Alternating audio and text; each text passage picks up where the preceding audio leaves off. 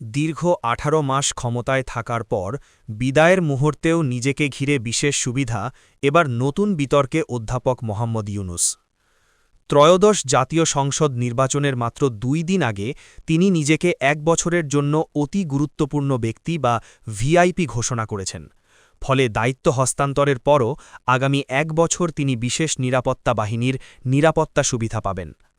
প্রজ্ঞাপনে যা স্বাক্ষর করেন তৎকালীন প্রধান উপদেষ্টার কার্যালয়ের সচিব মোহাম্মদ সাইফুল্লাহ পান্না, বলা হয় বিশেষ নিরাপত্তা বাহিনী আইনের ক্ষমতা বলে এই ঘোষণা দেওয়া হয়েছে।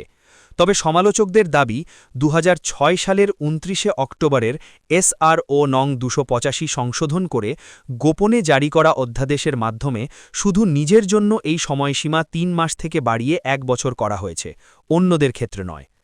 আগের বিধানে রাষ্ট্রপতি, প্রধানমন্ত্রী ও নির্দলীয় তত্ত্বাবধায়ক সরকারের প্রধান উপদেষ্টা পদ ছাড়ার পর সর্বোচ্চ ৩ মাস ভিআইপি মর্যাদা পেতেন। অভিযোগ উঠেছে, সংবিধান অনুযায়ী কোনো নির্দিষ্ট ব্যক্তির জন্য আইন পরিবর্তন করা যায় না, তাই এই সিদ্ধান্ত মৌলিক নীতির লঙ্ঘন এবং অসাংবিধানিক।